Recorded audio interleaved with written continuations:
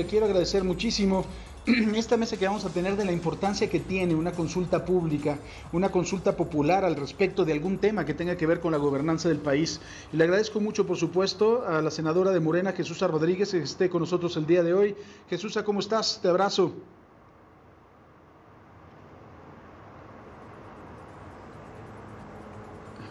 Mi querida Jesús, si puedes activar tu audio, por favor, porque no lo tienes activado. Ahora ya lo activé, disculpa. Ahora Gracias sí. por la ¿Cómo estás, Jesús? invitación, Francisco, y qué bueno que hablemos de esto tan importante para México. Es un gusto. También está con nosotros Claudia Zavala, que es consejera del INE. Claudia, ¿cómo estás? Muy buenas tardes. Muy buenas tardes, Francisco, con el gusto de saludarla y saludarte, saludar a la audiencia y por supuesto a la senadora Jesús. Igualmente, gracias, mi querida Claudia. Y Tonatiu Garfias, que es coordinador del colectivo mexicano por la 4T. ¿Cómo estás, querido Tonatiu? Buenas tardes. Hola, Francisco, muy buenas tardes. Un saludo a todo tu auditorio, a la senadora y a la consejera. Muchas gracias. Es un gusto. A mí me gustaría que le pudieran explicar al público para que pudiera entender la verdadera trascendencia de una consulta popular, la primera en la historia del país, la trascendencia que puede tener en la gobernabilidad, en la gobernación de un país, Jesús. ¿Cuál es para ti esa trascendencia? Bueno, esencialmente me parece que el motivo más importante de una transformación como la que estamos intentando todo el pueblo de México es precisamente radicalizar la democracia, porque nuestra democracia necesita ser mucho más fuerte y ser una auténtica democracia. Para radicalizar la democracia, pues lo elemental es darle hegemonía al pueblo. Es decir, no hay democracia si el pueblo no tiene poder de decisión. Y eso es precisamente lo que implica esta consulta, darle a las manos del pueblo la posibilidad de tomar decisiones de enorme importancia para el país. Entonces, creo que esto es lo fundamental y lo que subyace detrás de esta consulta. Lo más importante de esta consulta en particular es que es la primera y es de esta forma en la que México da un paso hacia realmente dejar de ser una ciudadanía tomada como menor de edad, dar paso a una ciudadanía adulta que decide por su propia mano y por su propia voluntad lo que pasa en el país y las decisiones que le afectan. Así que esta consulta es de enorme trascendencia y creo yo que le vamos a contar a nuestros hijos, a nuestros nietos. Yo participé en la primera consulta que hizo de México un país democrático. Claudia, consejera del INE, me gustaría que nos hablaras de lo técnico, que nos contaras cuántas personas, cuántas boletas, cuántas casillas, cuáles son las condiciones para que esto sea de vinculación para el gobierno de nuestro país. Claro que sí, Francisco, te saludo también con mucho gusto. A ver, es muy importante el ejercicio de nuestro derecho, lo vamos a realizar porque es un derecho político electoral y ha sido una conquista ciudadana. Lo vamos a ejercitar por primera vez en México el próximo 1 de agosto.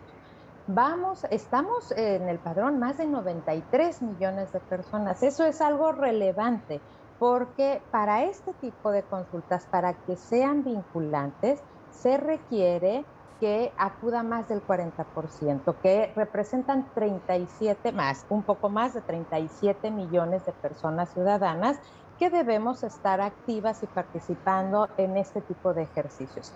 Como bien lo dice la senadora, es un modelo diferente de lo que estamos acostumbrados en la democracia, porque es otra cara así de sencillo, pero es la directa, la que nosotras las personas ciudadanas, nos apropiamos de la cosa pública y tomamos una definición a una pregunta expresa. Este es el modelo en materia federal.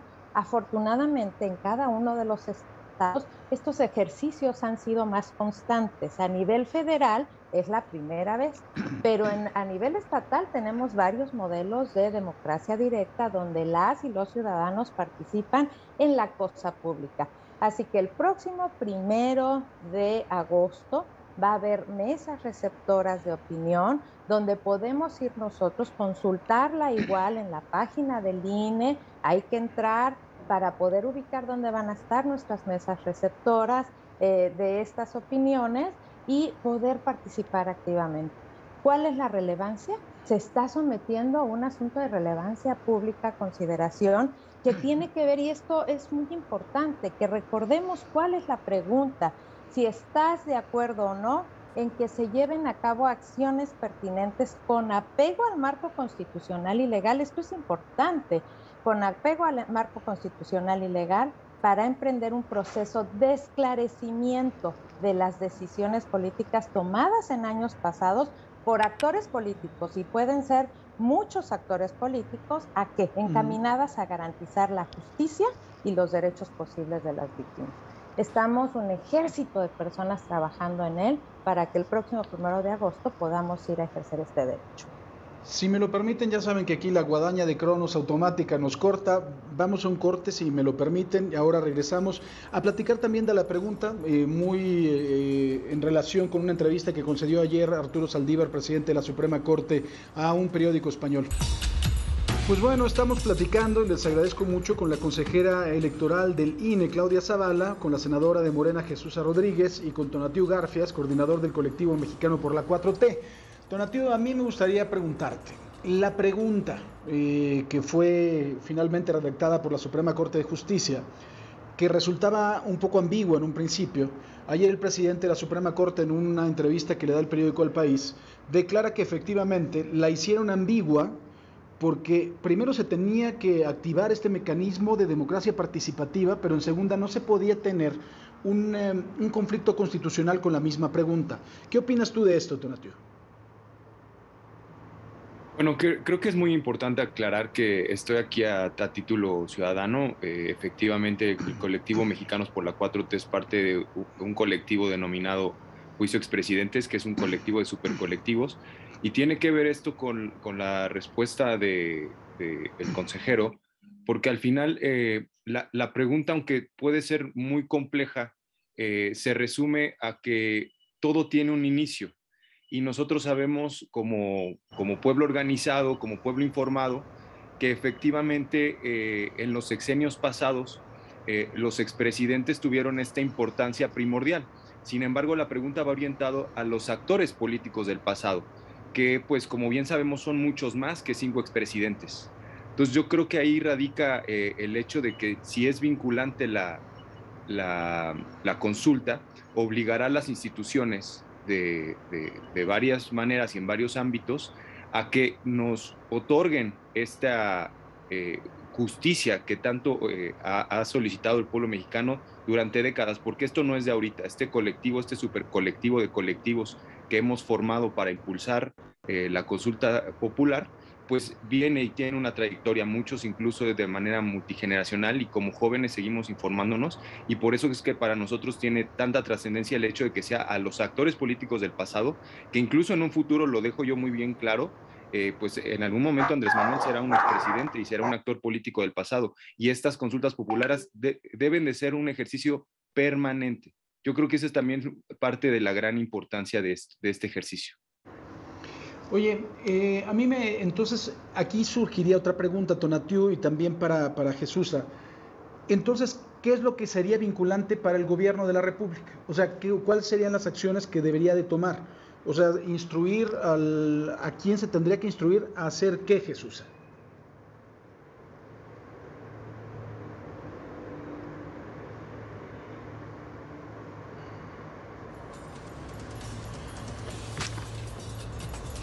Yo no escuché toda la pregunta. Te la vuelvo a repetir, mi querida Jesús.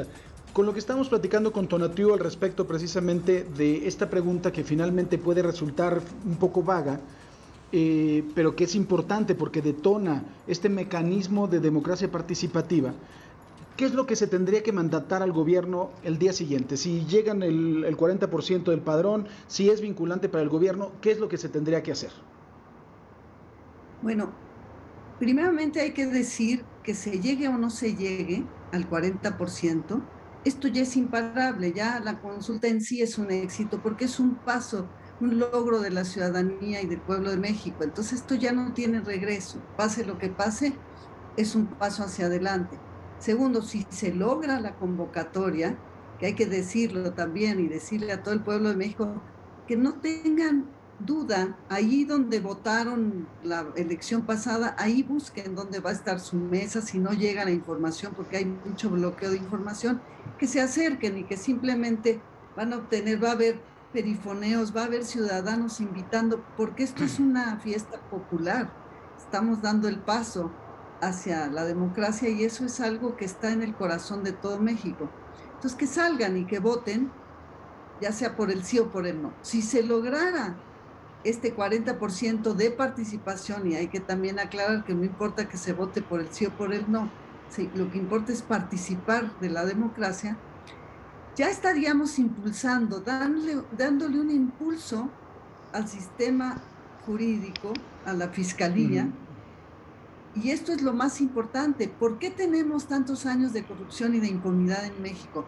Pues precisamente porque los ciudadanos no hemos tenido el instrumento correcto para impulsar al sistema judicial a perseguir estos delitos, porque el pretexto de que la ley no se consulta, pues evidentemente no es más que una forma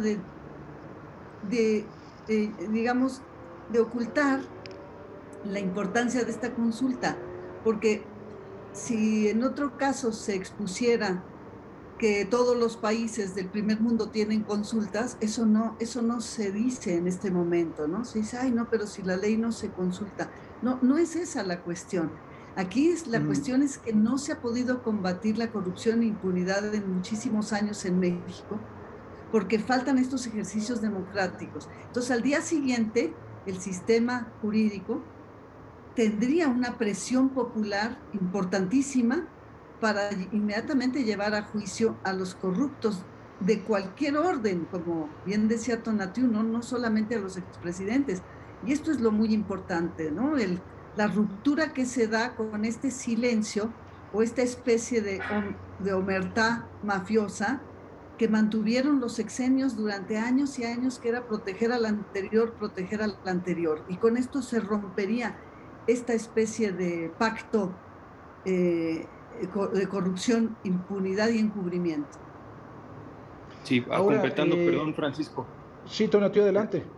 Gracias. Completando lo que comenta la senadora y aunado a lo que nos comentó la consejera, yo creo que es bien importante, respondiendo esta cuestión muy puntual sobre qué va a pasar después del 1 de agosto si se decide por el sí y salimos más de 38 mexicanos a votar. Recordemos que el día de hoy el Poder Judicial es uno de los que los ciudadanos como tal reconocemos con poca honestidad. Eso es algo muy fuerte. De los 3 poderes de gobierno que tenemos en México, el que tiene el día de hoy más aprobación es el Ejecutivo. El Legislativo está en medio, pero el Poder Judicial todavía tiene una gran parte de la población que no lo ve como un poder vamos, aunque es el que debería de obedecer a la justicia y hacer que se aplique la ley. Tenemos, por ejemplo, el caso del exgobernador de Tamaulipas. Y también sabemos como pueblo organizado, informado, que pues los expresidentes se blindaron de muchas maneras. Esto va a obligar al Poder Judicial a que se inicien esas investigaciones y que ya por fin sepamos si efectivamente el fraude del 88 fue un fraude o no, si tuvieron responsabilidades quiénes del gobierno, por ejemplo, en cuestiones como Aguas Blancas, como Acteal.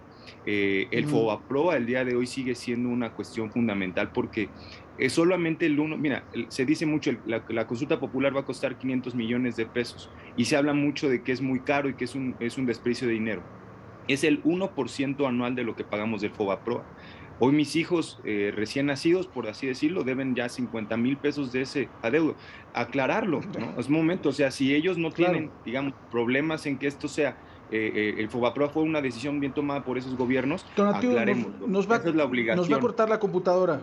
Pero regresamos con ustedes. No se vayan, por favor. Seguimos en una mesa que a mí me parece fundamental, porque estamos precisamente platicando de uno de los ejercicios democráticos de democracia participativa más importantes que tenemos sin duda que vamos a tener.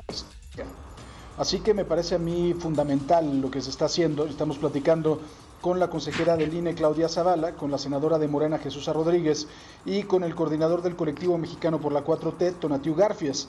A mí me gustaría, y creo que ya estaban empezando a platicar de eso, mi querida Claudia, que nos contaras primero cómo se va a contar. O sea, se cuenta igual, hay un sistema de resultados, hay un PREP, se emite una especie de constancia de mayoría también. ¿A quién se le entrega? O se hace una declaratoria formal, se entrega al Congreso. Este asunto práctico, ¿cómo se da? Claro que sí, Francisco, es muy importante. No va a haber PREP porque los resultados van a empezar el mismo domingo. A diferencia de las elecciones, vamos a olvidarnos de las elecciones por un momento porque este es un ejercicio muy diferente y muy importante en un derecho político, en una vertiente diferente. El mismo domingo va a estar a las 6 de la tarde, se van a cerrar las mesas receptoras de opinión, eso sí es igual, y van a empezar nuestras vecinas y vecinos nuevamente, que son los que van a contar y a separar los votos, las opiniones, el sí y el no. Acordémonos que aquí es sí y no y la categoría de nulos. Entonces, van a poner el cartel igual en las mesas receptoras de opinión y ese mismo día se van a mandar a las juntas locales y ahí se van a hacer los cómputos. Una vez que se concluyan los cómputos, el secretario ejecutivo va a informar al Consejo General y el Consejo General va a concentrar todos los resultados y va a informar al legislativo. Esto es muy importante porque nosotros estamos calculando el mismo domingo en la noche y el lunes con esta mecánica para tener mayor inmediatez en los resultados. Vamos a tener un sistema donde se va a estar subiendo poco a poco lo que se vaya teniendo. No es PREP porque esto ya es el resultado final. Ahí ya se va a ir concentrando el resultado final. Se va a poder consultar también en la página de internet. Y ojo, es muy importante aquí, Francisco Auditorio, porque decía la senadora Jesusa que ahorita no hemos informado. El 15 vamos a empezar con una estrategia de difusión en radio y televisión. Ese día está marcado por la convocatoria y el INE, como encargado de la difusión, empieza con una campaña en los tiempos de radio y televisión que le corresponden las redes.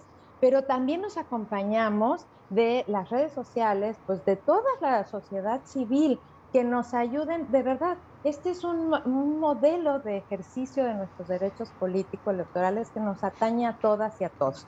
Y las redes son magníficas y ustedes como medios de comunicación también nos ayudan muchísimo al abrir estos espacios para decirle a la ciudadanía que la cosa pública es nuestra y que esta es una oportunidad de apoderarnos de ese espacio público para poder opinar más allá de lo técnico de la pregunta.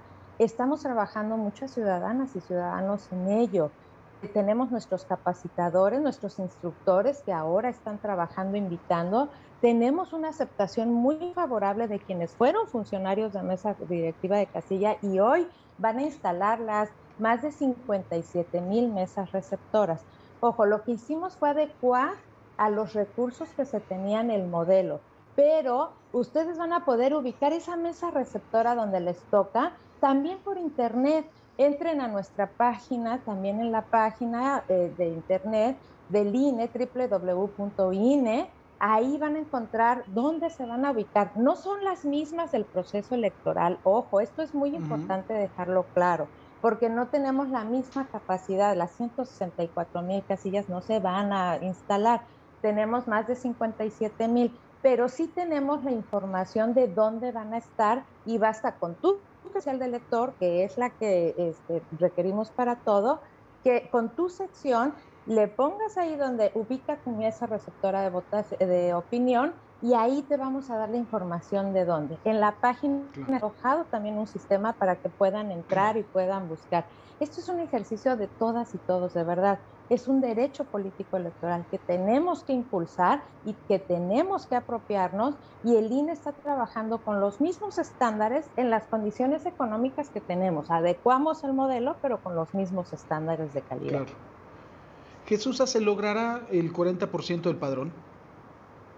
Bueno, pues primero que nada me da gusto que el INE ya comience el día 15 con esta campaña, porque yo veo que en los estados hay poca información. La gente no sabe ni que va a ocurrir la consulta, ni que va a tener la oportunidad de participar en algo. tan maravilloso y en una cosa tan trascendental como es precisamente poder impulsar a la justicia, es decir, de alguna manera acotar la impunidad que ha privado durante tantos años en México, en donde, pues fíjate, tenemos desaparecidos desde los años 60 y apenas cuando Ayotzinapa se pudo hablar de desaparición de Estado, ¿no? Entonces, es impresionante cómo en México la corrupción y la impunidad han sido un ejercicio constante en el poder y muy perverso para la sociedad. Entonces, qué bueno que el INE ya el 15 vaya a iniciar con esta campaña. No sabemos si se va a lograr el 40% o no. Es muy alta la medida que se impone allí porque son más de 37 millones de votos, pero nunca se sabe. Yo creo que México es un país con un espíritu extraordinario y con una gran fuerza de decisión cuando se decide a acabar, por ejemplo, con la impunidad. Entonces estamos en ese momento, justamente estamos confiando en que México está transformándose en ese sentido, que hay una revolución de la conciencia, que hay un despertar del interés de la vida pública en México. Entonces, si se cumple, realmente va a ser una cosa extraordinaria para el país. Y si no se cumple, como lo dije al principio, de todas maneras es ya un éxito, porque ya es una ciudadanía que logró un ejercicio democrático sin precedentes. Por eso invitamos tanto a la gente a que participe, porque realmente sentirte adulto a nivel ciudadano es algo muy placentero. Tonatiu, yo creo que hay que ser cuidadosos después también con los demás ejercicios similares, para que no se trivialice, para que sea igual de importante, para que sea algo de verdad fundamental en la vida democrática del país. Entonces creo que no podemos hacer muchas, más bien hay que escoger las batallas. ¿Qué se te ocurre que venga después? Mira, yo creo que hay muchos temas muy importantes en los que la población puede expresar su opinión con respecto a las consultas populares. Tienes toda la razón cuando dices que no puede ser cualquier tema tan trivial, porque al final hay muchos aspectos técnicos que requieren de cuestiones muy especializadas que se tienen que decidir, pero yo sí creo que a futuro vemos por lo menos que sea permanente, por ejemplo, la revocación de mandato, ¿no? Ya ahora que el 21 de marzo se va a participar para conocer si la población mexicana quiere o no que Andrés Manuel siga en la presidencia. Eso ya debería ser permanente, preguntarle a los 3 años de gobierno de cualquier presidente que venga a futuro su revocación de mandato. Y de ahí en adelante, pues bueno, podría yo mencionar algunas ocurrencias, pero creo que sí es una cuestión más de formalizarlo como un ejercicio permanente. Es decir, bien, estoy de acuerdo completamente contigo que no sean cuestiones triviales, pero sí que en las decisiones fundamentales del país, en las que este ejercicio que está ya en la Constitución, pues bueno, lo podamos utilizar y que, como bien se ha dicho muchos años, aunque suene un idealismo, el pueblo decida, porque realmente, y lo tenemos que tener bien claro, el poder emana del pueblo, ¿no? El Ejecutivo está ahí justamente por eso y reforzarlo. Ahora, quería hacer un comentario ya nada más completando Por lo que favor, nos adelante. comentó la consejera, recordarle a la audiencia que el día límite para registrarse como observadores ciudadanos es este 15 de julio. Entonces es muy importante esa figura. Los observadores ciudadanos funcionarán de una manera que también que no, es decir, no existían las elecciones, que la consejera no lo podrá aclarar mejor, pero es bien importante que todos los observadores, perdón, que se inscriban puedan ir y asistir y dar fe de que esta consulta popular se está realizando como debe de ser. Claro. Y yo creo que sí vamos a lograr más de 38 millones de mexicanos. La senadora Jesús tiene toda la experiencia para decir que es un ejercicio muy complejo, pero sea que opines que sí o que no, salir y participar. Claro. Y pues registrarse como observador ciudadano. Pues bueno, yo saben que la verdad es que me parece muy interesante lo que hemos platicado el día de hoy. Si me lo permiten, podemos repetir el ejercicio, primero para que la gente esté informada y segundo también para que sea un ejercicio de publicidad, ¿no? Para que además de todo podamos ir resolviéndole los puntos de vista, las preguntas a los ciudadanos. Si me lo permiten, a ver si lo podemos hacer la semana que entra también y podemos seguir avanzando en esto, seguir resolviendo las dudas y pues bueno, seguir teniendo su opinión. Yo les agradezco muchísimo, por supuesto, a Tonatiuh Garfias, coordinador del colectivo mexicano por la 4T. Muchas gracias, querido Tonatiuh. A Claudia Zavala, consejera del INE, y también a la senadora Jesús Rodríguez. Les mando un fuerte abrazo y mi agradecimiento por haber estado con nosotros el día de hoy. A ti, Francisco. Saludos. Gracias, Tonatiuh. Gracias, Francisco. Gracias, Tonatiuh. Buena tarde. Buena tarde. Vamos.